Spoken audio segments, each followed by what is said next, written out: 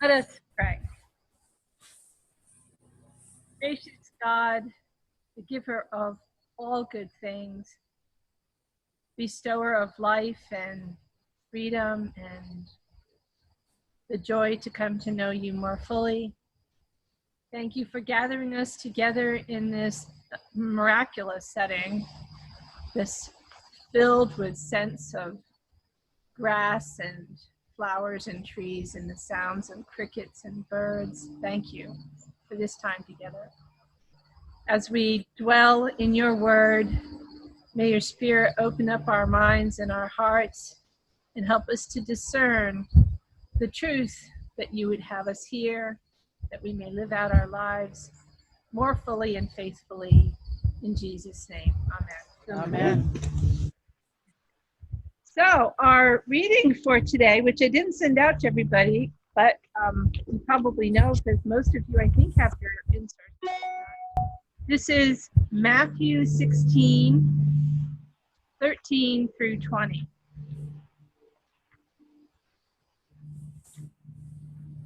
And Sandy, would you be willing to start us off with the reading? Now, when Jesus came into the district of Caesarea Philippi, he asked his disciples, "Who do people say that the Son of Man is?" And they said, "Some say John the Baptist, but others say Elijah, and still others say Jeremiah, one of the prophets." He said to them, "But who do you say that I am?" Simon Peter answered, "You are the Messiah, the Son of the living God." And Jesus answered him, "Blessed are you, Simon of Jonah, for flesh and blood has not revealed this in you, but my Father in heaven. And I tell you, you are Peter, and on this rock I will build my church, and the gates of Hades will not prevail against us. I will give you the keys of the kingdom of heaven, and whatever you bind on earth will be bound in heaven, and whatever you loose on earth will be loosed in heaven." Then he sternly ordered the disciples not to tell anyone that he was the Messiah. Thank you. Well, this is a very theologically, Christological text. And it's really not anything like what we did last week. Last week was very much of it's still an interaction, but I think that this is telling us some truths about church and about who Christ is and how we respond to that. And there's a lot of things that catch my attention, but this time I'm not going to lead off because I kind of want to hear what is the first thing that jumps out in the text to you. Let's just name that, go around before we dig into it any deeper. So Tom, let's just go around in a circle, and Tina, we're going to get you in this circle too, okay? So what jumped out in you in the text?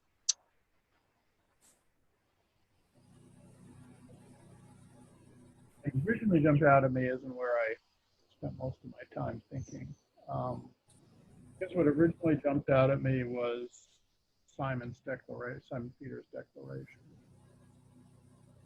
But what I thought about a lot was the way Jesus turned that around and gave authority to Simon. And in fact, that's so interesting, all that language about binding and locking and keys and so forth. Very interesting, because later in Matthew, when he talks about the Pharisees, it's woe to you hypocrites, that passage, he refers to them locking people out of heaven. Oh, So we've all got that image of Peter at the gates of heaven with the keys to heaven for people who get there. But it's in contrast to the Pharisees. He's not really locking people out, because Jesus said that's right.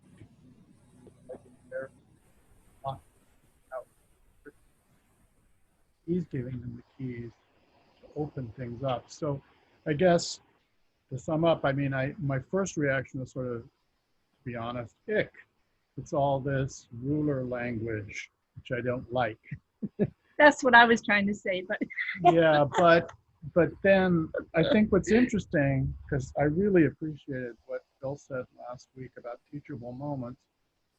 This is another teachable moment where Jesus actually turns it around, and instead of relishing or reveling in being called Son of God and Messiah by someone, he says, well, you got that right, but I give you my authority, you know, which is interesting. thank you. Sandy, what jumped out at you? It just, when you think about it, I think when Jesus asks a question in the Gospels, I think it often has, or it's marking a very important moment and a teaching time, especially when, like you had said, he reverses the questions. And that really jumped out at me, that whenever he asks that question in all the Gospels, it just seems to say, watch out, this isn't something important coming up. So it was the question. Two questions, actually. True.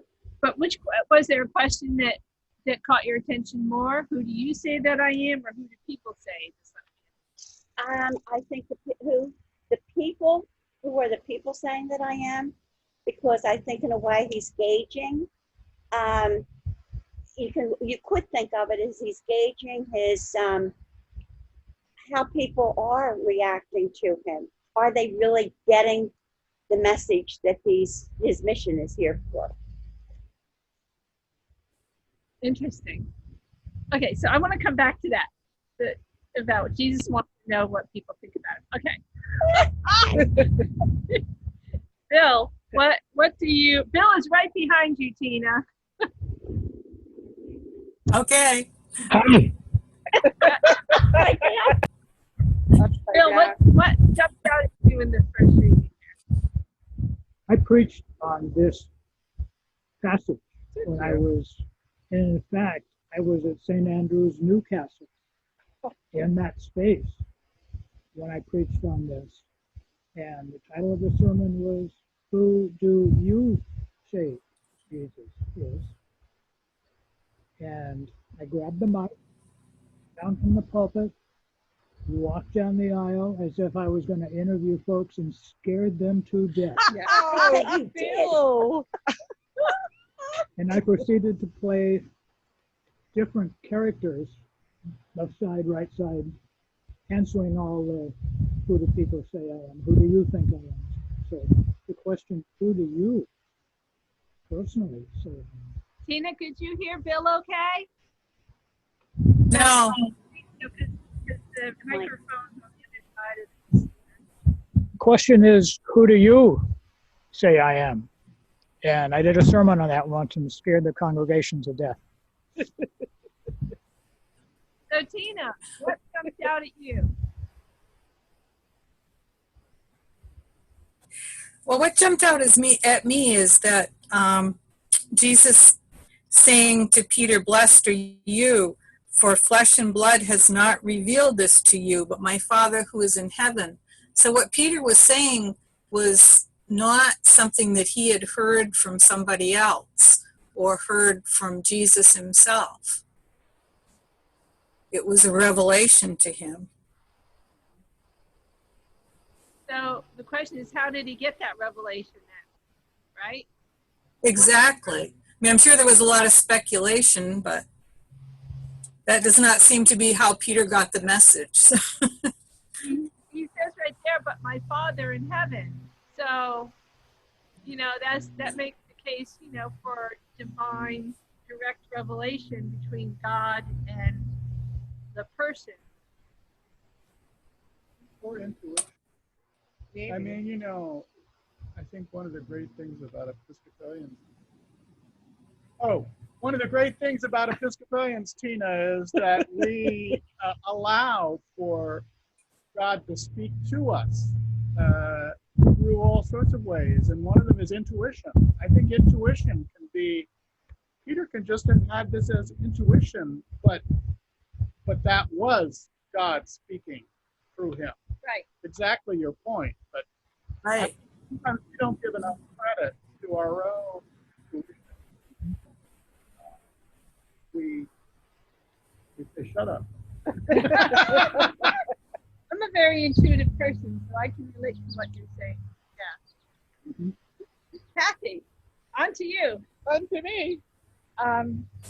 Whatever reason, the very last sentence spoke to me, where it says, "Then he sternly ordered the disciples not to tell anyone that he was the Messiah." I don't know why that jumped out, but it was like, okay, so what are you saying to me? And why did he, I guess I have more questions. Why did he want it to be a secret at this time? And he didn't want the disciples to say anything to anybody. Why was it important at this time that he felt that way? So, like I said, I have more questions and I have a He answer for often that. does this messianic secret. It's more often in Mark, I believe, but Matthew too. I don't think it's so much in Luke or even John. I don't think so. I'd have to go to my concordance and look it up. My analytical concordance, which is like about that big. Oh, okay. It's a lot of fun if you like to look things up. But you're right, he does sprinkle through the Bible. We do hear this. Nope, don't say anything. Don't tell anybody. Right, and so that's the question: is why? Why does he do that? Does he want people to just discover it on their own intuitively? Like if you give away the information, are they going to absorb it as much? Or if they have to discover it for themselves, teachable moments. Okay. I'm looking at the teacher here. I'm channeling the teacher. Well, Sorry. but how can you be But John the evangelical? Baptist got imprisoned for being too much of a prophet. Oh, And so, and Okay. Jesus started his ministry right after that. right. So, and if his ministry wasn't for that long. Right. So he's a threat. And telling people that he's the Messiah. Yeah. I mean, remember what Herod did to all the sons in the male children in Bethlehem. Killed them all, Yeah. Right. trying to kill this person. So I don't know. It seems like until the time is right. There's no until the time is right. But I think all of these interpretations can be right. I just think he's in danger. So he's So this trying is a to pragmatic He's response. trying to protect the disciples, you think, by him asking them to not say anything to anybody. Yeah, well, Okay. because he's not necessarily with them when they do that, right? If he's there, they don't have to tell anyone because the people can see Jesus. So the telling about Jesus, it's funny because that's how some of the disciples came to Jesus in the first place. Other disciples went to them and say, "We found the Messiah. Come and see him." Yeah. St. You know? Andrew. So, but anyway, I think every once in a while we forget how much danger Jesus was in. We Right. sort of have this nice peaceful period until the Passion, and then we say, "Oh, whoa, the Passion."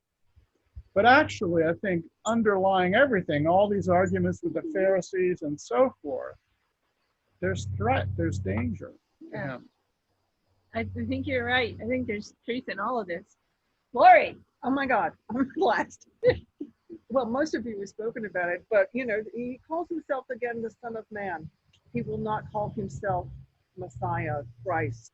He will not say those words. He wants other people to identify him. And his disciples, maybe he figures by this time you should know. I don't know. But he also changed his Simon's name to Peter, right?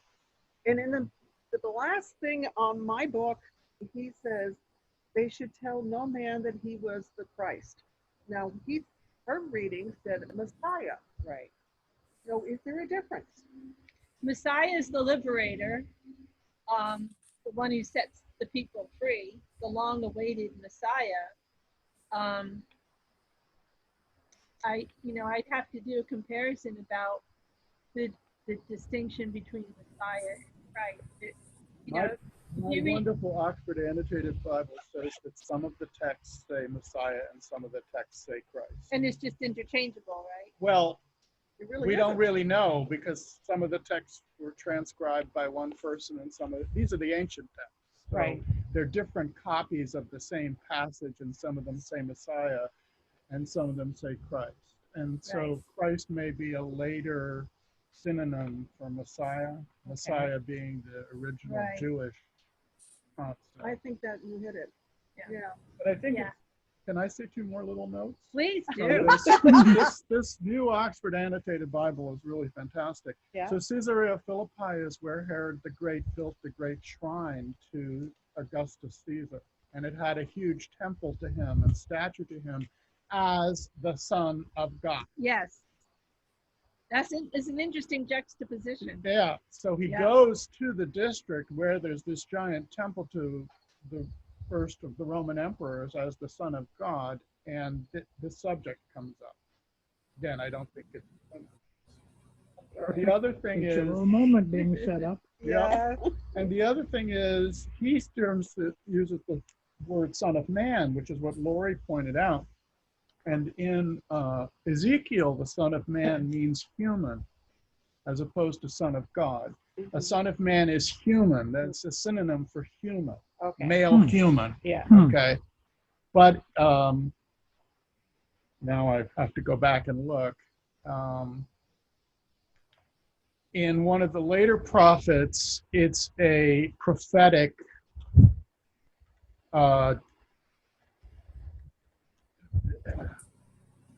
prophetic voice out of Dan. So out of the Hebrew tradition of confronting authority, the Son of Man is not a god, but a prophetic confronting voice. Like when in front of Pilate, Pilate Exactly. says, "Who are you?" It's because this question recurs, right? Yes, constantly. Yeah. And he always says, "I am the Son of Man. Mhm, I am human." mhm. Yeah. Tina, are you able to hear us? Are you able to hear when we're talking between ourselves here? Not all of it, most of it, but sometimes not. Sorry to be touchy, but let's just talk loud enough so Tina can hear us, all right? You can hear me pretty good, right? I can. I get a lot of practice. Project. That's right. Pardon if some might project too much. Oh, I've got to introduce you to somebody.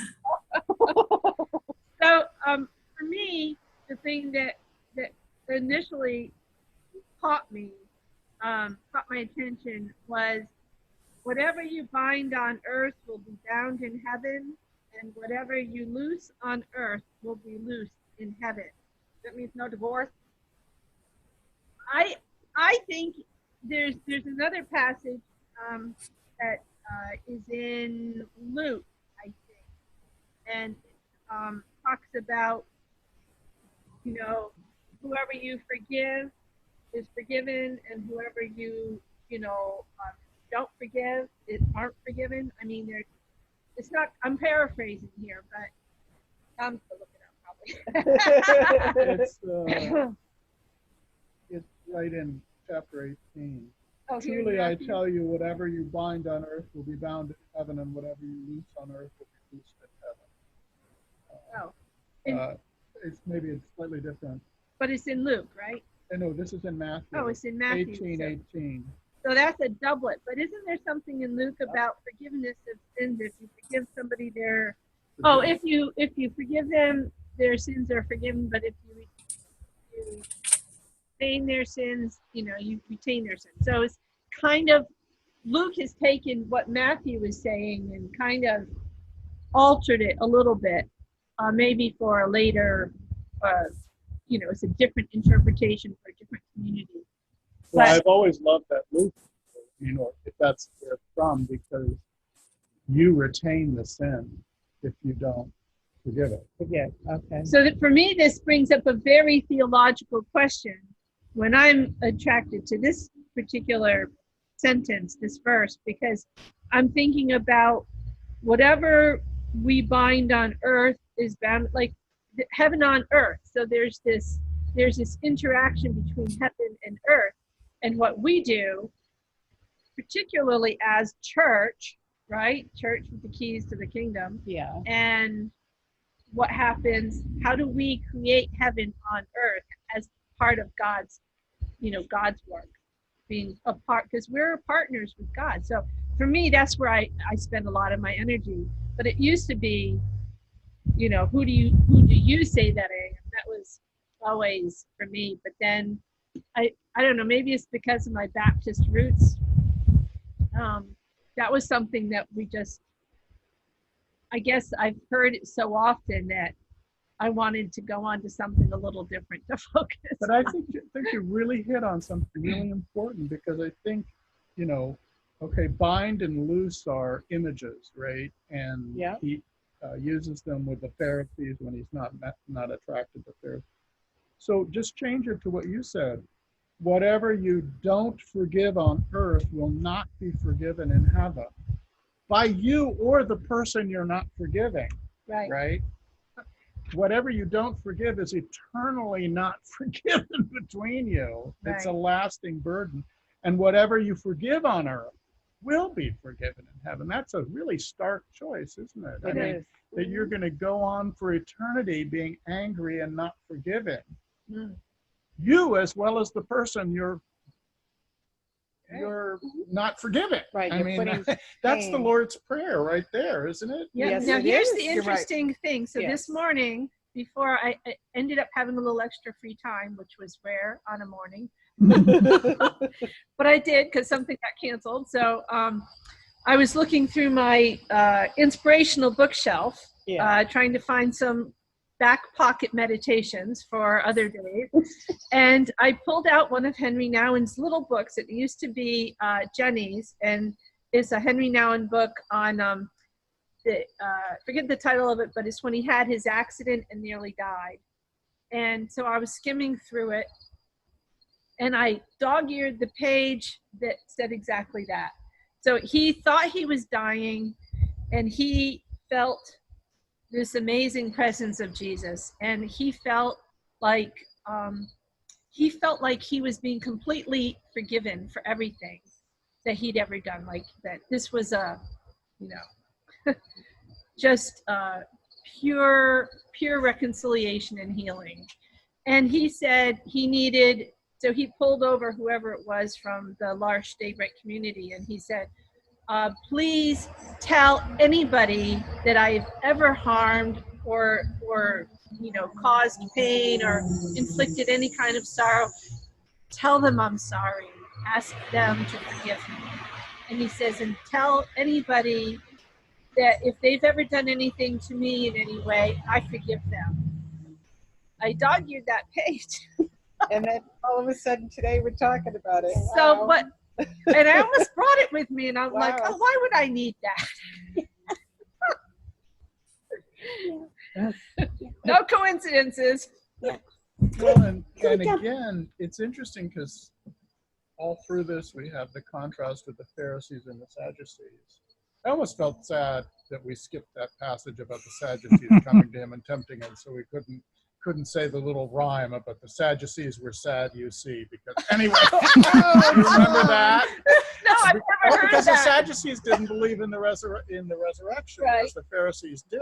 Right. And, and the Sadducees were sad, you You see. see. I get it. We skipped over that last week. But running all through this is their doctrinal, definite, forbidding, not forgiving, outcasting, which Jesus is trying to get people to leave behind. He's breaking down those walls and boundaries. And for Paul, it's not until he's on the road to Damascus that it gets through to him. Yeah. They're literally killing people. Yeah. Because they don't want to hear that message of forgiveness and the fact that there aren't these rules and you have to get past the rules. Yeah, but look at the Egyptians. Okay, classic point is their art. They have their statues. Their statues have to be exactly locksteps arms at the sides, thumbs right there, feet one step forward. It has to be exactly every single thing. The Egyptians, their religion, exactly the same. Everything has to be the same for how many thousands of years before they actually changed it and somebody actually stood differently. Cronus. Chronos?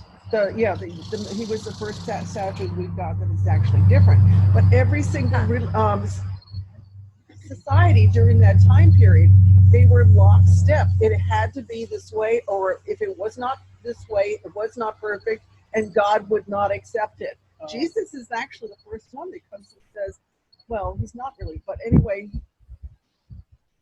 you are different. You are not perfect, and I love you. I mean, that's incredible for that society, those time periods, and those societies to actually look at that and say, I'm not perfect, but God still loves me. That's hard. Wow, I have never thought of it. So hard that when Jesus does healing and the Pharisees are offended, not so much that he said the person is without sin, but that he healed them on a Sunday, Sabbath. on the Sabbath. Yeah. Right? Yeah. I mean, no, it's better you stay ill or deformed or blind or whatever, because obviously the without sin can't be the case, right? I mean, I think that was just so far a leap to make that you where you really focus is you can't be doing this kind of healing. So Jesus is so brilliant to me because you just made me think of when he challenges the Pharisees and because of the healing on the Sabbath, and he says, "Yeah, but you'll untie your donkey on a Sabbath. You know, if your donkey falls in a well, you're going to save it, aren't you?" Right. Right. So you're going to do that for your donkey, but you're not going to do that for a human being. Right. Yeah. And David and David's men going through the cornfield harvest the corn on the Sabbath. That's right. And then they catch flack this. for that, and he's like, he's like, and so Jesus says, haven't you heard about the time? And I love Jesus. He's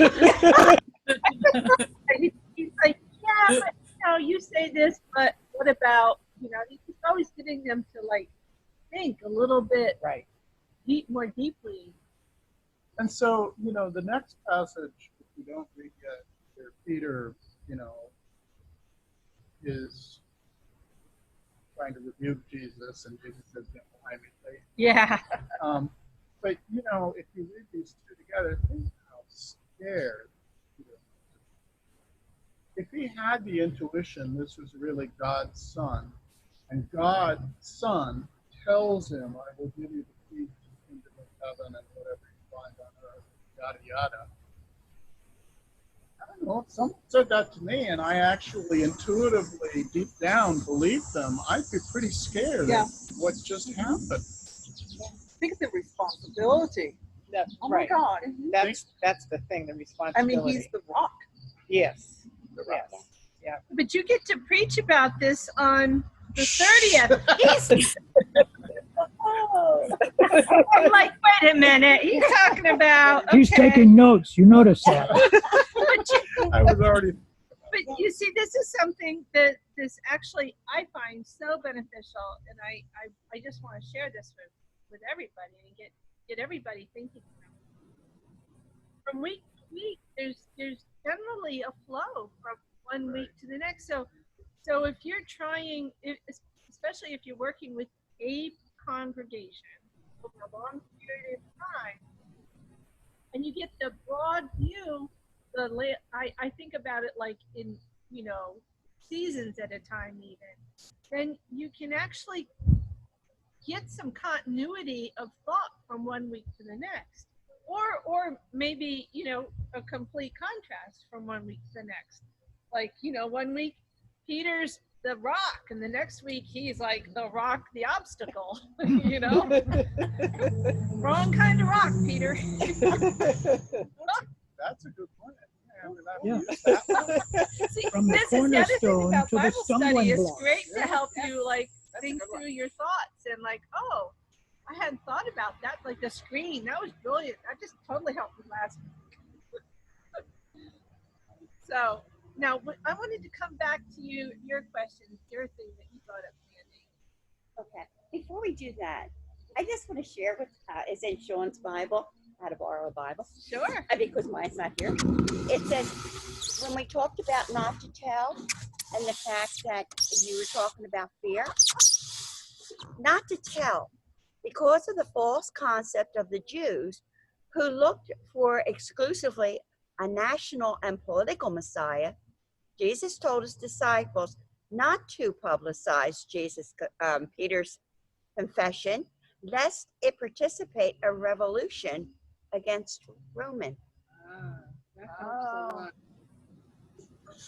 Yeah, I found that to be very. Yes. Well, and that's Randy. why he's crucified. Because remember, the Yeah. council died that it died that the people will generally suffer.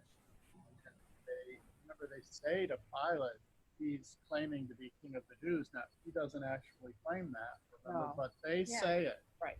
And they say he's leading an uprising. And again, I think it underscores your point that people mostly could think only in political and terms of authority, contests over authority. But remember, in that whole dialogue with Pilate, my kingdom is not of this world, right? But that's not something.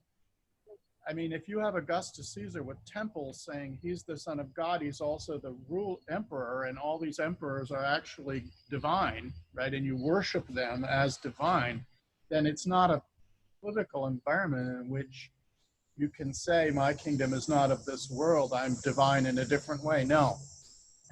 The Roman Empire was built on the notion that the political authority was divine, you know? Yeah. Yeah. Well, divine right of kings, Anglican way. Yeah. They took that ball and ran with it too. Yeah, I think it was only the Stuarts were the last English kings that still believed, people still believed that the touch of the king was a healing touch, that all the king had to do was touch you. But they sat on that rock, and that rock supposedly gave them the heavenly authority, divine authority to rule England, because they stole that rock from Scotland. Right? Yeah. The Stone of Scone. So Yes. a literal rock. A little, Mhm. yeah. Yes. Yeah, they But I had do think it's movies. interesting then to go back, this whole discussion, I will give you the keys of the kingdom of heaven, and whatever you bind or you don't forgive on earth will be found or not forgiven in heaven. It's all about heaven. Yeah.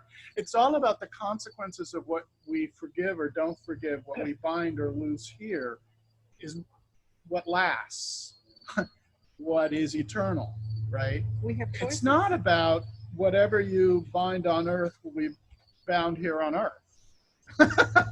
Whatever, you will be able to do what the Romans do right now, because the Romans and Herod are binding people right now, but they're not talking about heaven.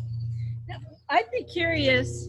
This would take way more scope and time than we can do. But for me, my homework will be to go through Matthew, and because Matthew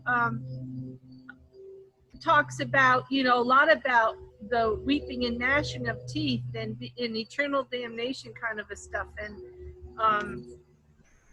but here the focus is definitely on heaven. But I was thinking what's missing from here is, being thrown out of the kingdom of heaven. The opposite. When the sheep and the goats are all separated and all of that. So, I'm wondering. I'm just thinking about the focus of heaven here, and there is no hell mentioned here. So. Hades, Yeah, I mean, it's not in this passage, so. Hades shall not prevail against it. Right. Hades is mentioned. Okay. The gates of Hades shall not prevail against it. The gates of Hades. All right. But Hades is a Greek Yeah. word. So originally it's an Aramaic. And it's interesting that it's not translated as hell. Yeah. It's translated as Hades, the Greek concept. And in Greek mythology, actually, heroes go down to Hades and come back up, right? Right. It's a real place that you can go to and come back from, whereas Christian hell is not like that. Yeah, but Jesus did. So That's true. you yes. got the gate of Hades, and then you've got the keys to the kingdom. So there's some interesting stuff going on there. Well, that's what's interesting. So the gates of Hades, how would the gates of Hades prevail except if you were put into Hades and you couldn't get out? It really does suggest that, because you're not trying to fight to get into Hades. Gates of Hades, the doorway to, let's say, Prevents you from getting out. out. That's I what never realized gates that do. Hades had gates. Yeah, I don't think it really does. No. It has a river, Lethe, Yes. right? You cross the river I thought it Lethe, was and a Styx. Chiron takes you across. Styx is Roman. Hades is actually the Greek, but then it becomes Yeah. Roman, the same And then notion. they had the river Styx. And the river Styx is the Lethe. In Greek, it's Lethe. So if you have keys, you are not locked behind the gates of Hades. Right? Okay, I'm still in my first cup of coffee here. No, but I mean, he says, I will give Sorry, you the keys to the kingdom of heaven, but those keys are not really to gates that keep people out of heaven. Those keys release people from hell, from Hades. Of hell. Yeah. So the real Because the question gates is, exist yeah. to Hades, not to. There's nothing about gates to heaven here, even though we all, because of accumulated tradition, think that St. Peter is standing in front of gates keeping people out. Actually, gates of hell, to Hades, and the keys would seem to unlock those gates and liberate people so they liberate, can which get out. Messiah is liberation. Messiah is liberation. Bill, you're being really quiet. It's time for you to jump in here. I can see your thoughtfulness is like It's- burning smoke coming out of your. Bill, sit in my spot so that you can back to Tina, and I can warm up over here. Oh, Freezing! Wait, Tom's got his pot here, I see. So And And last now week you we know were why I boiling. chose that chair. Oh, it's fabulous. It's Okay, very Bill. nice over here. Bill, thoughts. So last night, my mom was alive. I had flown out to Denver, very much against my half-brother's wishes. We were together with mom in the hospital room, and same mother, different fathers. Okay. And she called us over to our face right next to hers. She Uh-huh. wanted to tell us something. Yeah. And deathbed confessions, that whole idea, and forgiveness and bound and all of that, that's the image that has been right in front of me that you saw me thinking about. So she looked at the two of us and said, now, I know you boys know that you have different fathers. I hope that I was a good enough mother for you to know that I love you. Oh. And so she was asking for forgiveness, which I just kind of realized just now. And I said, science teacher, and her teacher again. I said, Mom, your X chromosome that both Jerry and I have is way more powerful than each of our Y chromosomes. So yes, we have your spirit in us. And my brother, who at that point hated me because he knew I was going to discover how much he had stolen from mom during the past year, said, Dean's right, Mom. Dean, he called me Dean. I middle name. And Mom's countenance just went very peaceful, and it was just very content after she had made her confession and we had confirmed that, yeah, you're our mom. Thank you.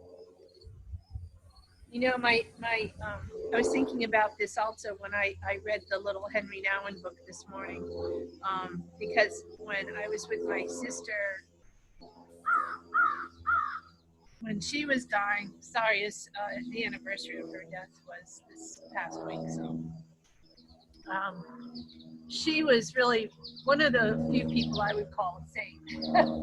I'm sure she had, her moments, but I mean, to me, she really was a saint. She loved her kids, loved, you know, her church, loved the community, you know, really.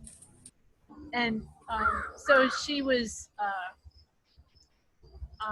in the bed in her last few hours, and she did the same thing. She called us all over, and then we're like, the room was packed with family, and she said, if I've harmed anybody, please tell them I'm sorry. And she basically said almost verbatim what I read in Henry Nouwen this morning. Oh, isn't that interesting? Wow. Wow. But that's a, you know, and I will defer to Bill. Bill's more of a, will know better. But the whole concept of You need to speak nirvana. up.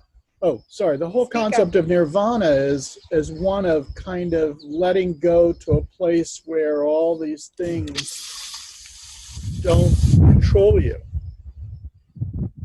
And that's an interesting thing to put into this. Whatever you bind on earth will be bound, and whatever you loose will be loose. I mean, you let go. There you go. And in fact, my yoga teacher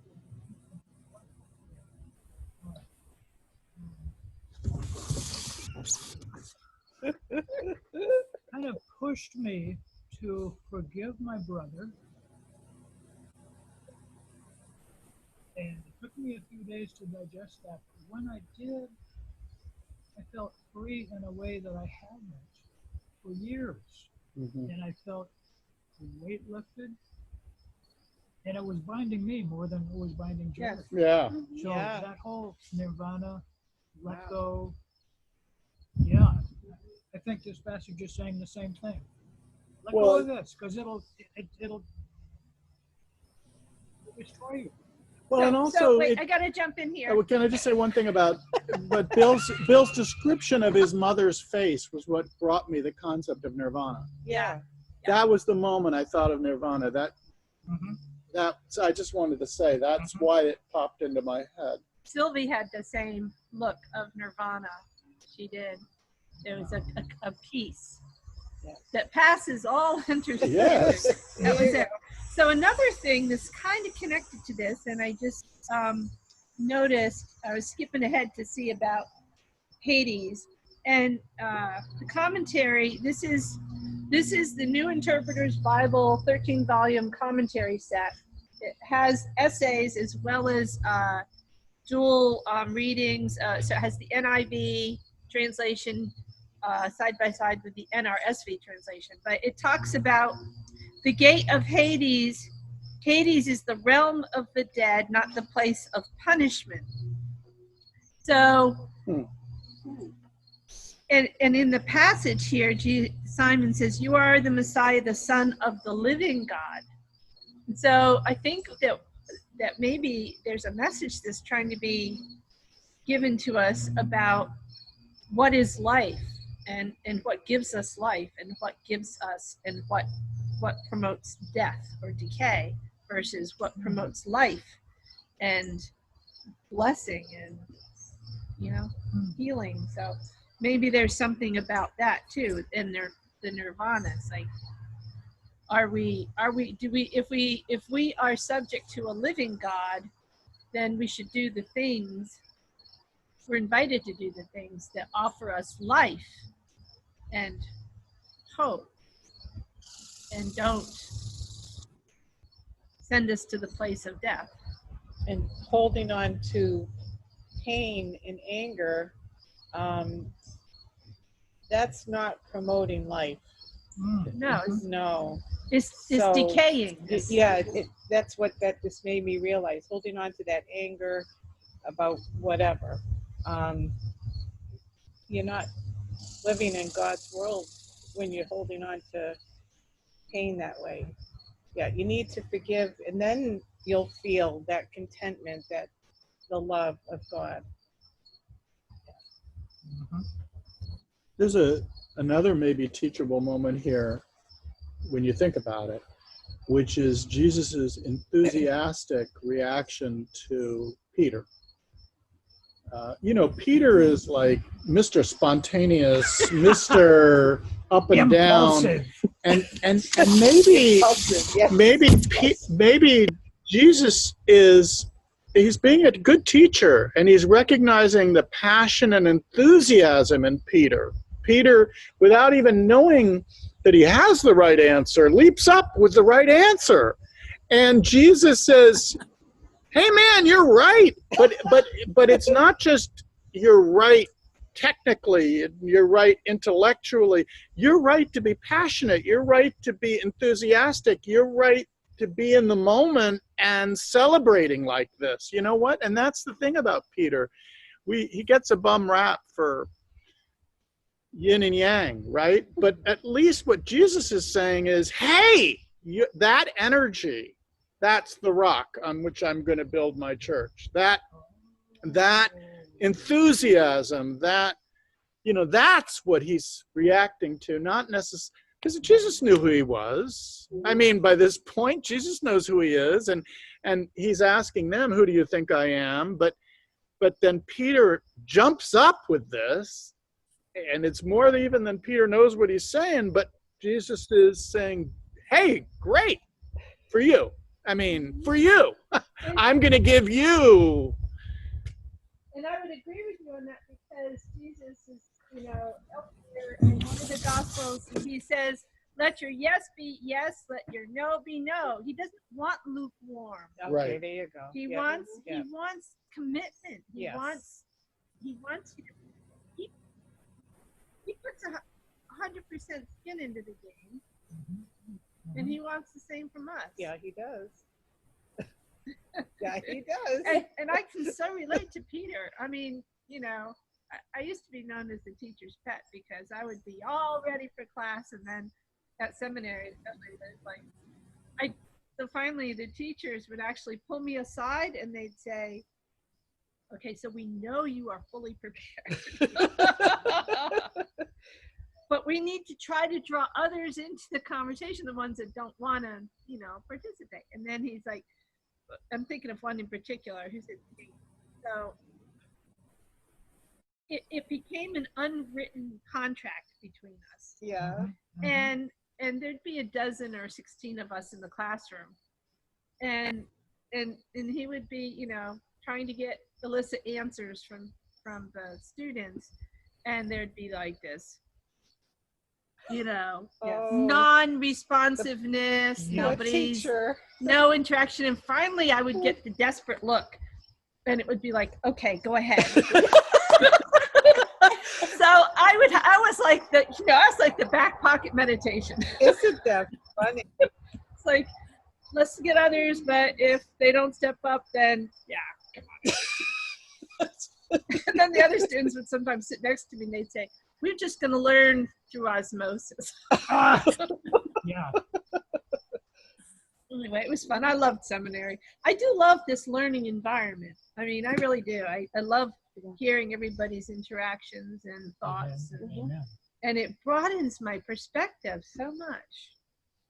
I'd like to say that too. Like last week when we were talking about the cities here, what was it, Tyre and Sidon? I was like, oh, I didn't realize it was that far away. I was having one of those moments like, oh, glad you brought that up. Because I think entire, I think fails makes the die. Yep. That's That what was I think the of. Phoenician, the basis of the Phoenician wealth really was that purple dye that they got from the snails, and it's Tyrian dye is what it's called. And they exported that all over the Mediterranean. That was unique to them. Well, to listen to the readings, we only have 5 readings or 5 lines or whatever, or maybe there's bigger ones once in a while. But sometimes if we don't put into the historical context, I don't know about other people in the congregation, but I don't always understand the bigger picture.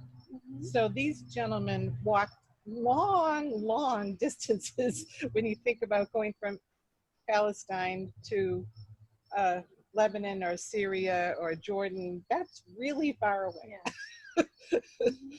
I've got a couple of really helpful atlases biblical atlases that I got when I was in seminary, and I find them very handy to give me a perspective on just what because it makes it more realistic for me, more concrete, that if I can imagine where they were and what the place was like and how long it took them to get there, then I can see the story unfolding better. But it also shows you, like last week, the jumps in the story, and there's something going on with a jump in the story. Yeah. And I really appreciated last week, Susan, when you mentioned the recent event in Tyre. I mean, it's still called Tyre, for gosh sake. The city is there, and it's still called Tyre, Yeah. you know, and that's the amazing thing, you know, that their people, and it's Lebanon, so although it's you know, a polyglot of people, there still is a substantial Christian community in Tyre, you know, of 35% of the population or something like that, who are lineal descendants of the people we're reading about. Exactly. You know, that's the amazing thing. There's actually real connections with real people. Yeah, so, you know, that's the amazing thing. Tina, do you have some sharings you want to do before we wrap things up, because we're almost at 10? Yeah, one thing I was thinking of when Tom was talking about Peter is that Peter reminds me of Tigger. Oh! Gets all excited and hops all around. I had the same thought. And then the other thing, when we were talking about forgiveness, I think that one of the hardest things for me is to forgive somebody who doesn't want to be forgiven. Oh, yeah. You know, somebody that is so sure they're absolutely positively right, and there's no room for forgiveness. You know, what do you do? Yeah. I don't expect an answer right now, but just what I was thinking about. It takes a lot of love to forgive them. But I Tina's right in a way, or speaks to me in a way, not right. Sorry, Tina. But no, it's a really good thought, because actually the people I have the hardest time with are not the people who don't forgive me and I've forgiven them because I can sort of, but the people who partially or somewhat forgive me, but they hold on to this or that kernel of resentment. And that's really hard, because you think you've gotten to some new place in the relationship. They've expressed that sense, they've expressed that hope and desire, and then it turns out not to be completely true. You bump up against this buried, and it turns out they don't want to give that kernel of resentment. And that's really, and so it trips me up, and it forces you into this decision of, am I going to go back again and again and beat my head on that brick wall? That brick wall, when they're asking me to. I mean, they're pretending that we're all good now, but then no, we're not all good. Or do I confront that and say, you know, but then we're back into what I thought I had given up. I didn't have to think about anymore. So it's a really hard, especially when it's family. I'm not my immediate family, but I have cousins where this is the case. And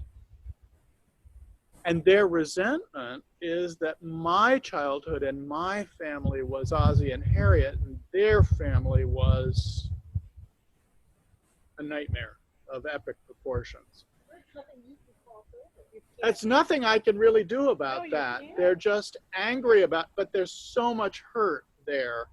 And theoretically, after 35 or 40 years, and their mother being dead, their father being dead, my mother being dead, my father being dead, you know, this theoretically doesn't matter anymore, except it comes up magically, unhappily from time to time, and it's just, the well of bitterness is so deep.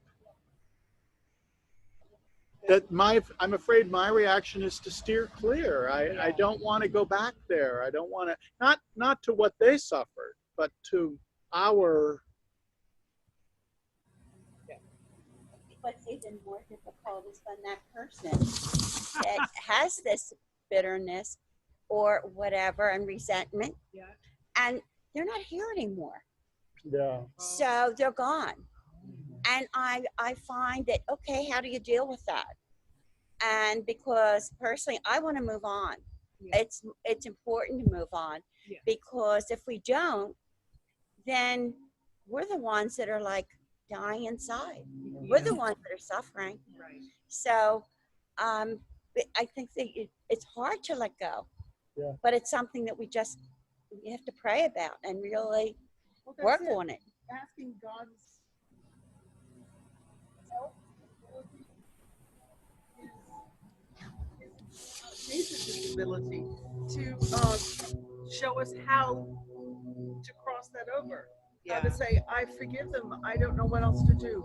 Show me what to do. And usually you get an answer. It says, talk to them. Talk what else you can do. Well, even when he was on the cross between the two thieves, and one was like, Jesus offered them all the same deal, forgiveness and paradise, but one accepted it and the other rejected it. And that's free will. That's, the offer's there.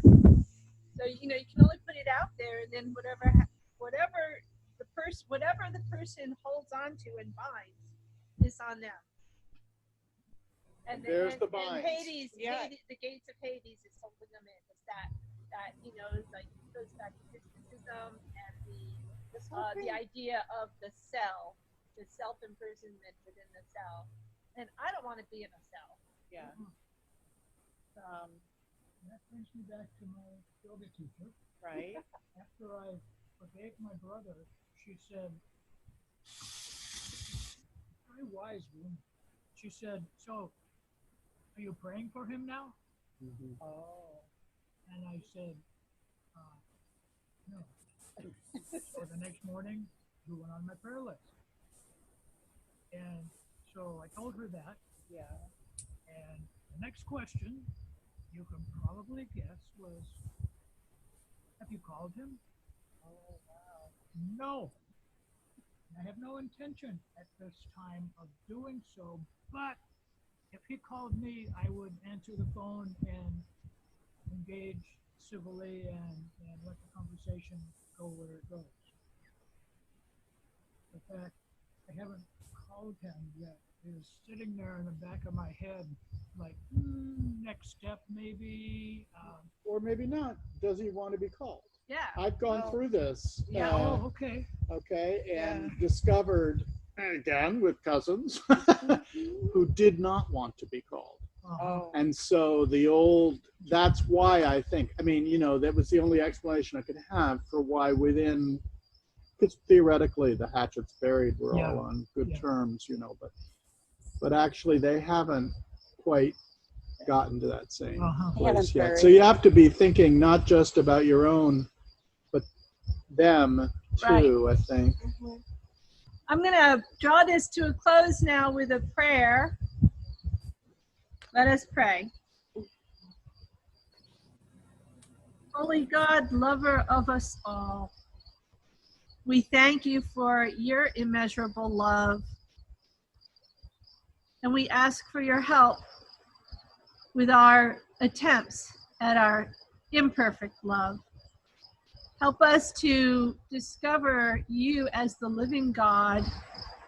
Help us to free ourselves from the gates that prevent us from living fully and completely, dwelling in your presence. Help us to escape the gates that hold us back, and help us to let go of that which binds us and others.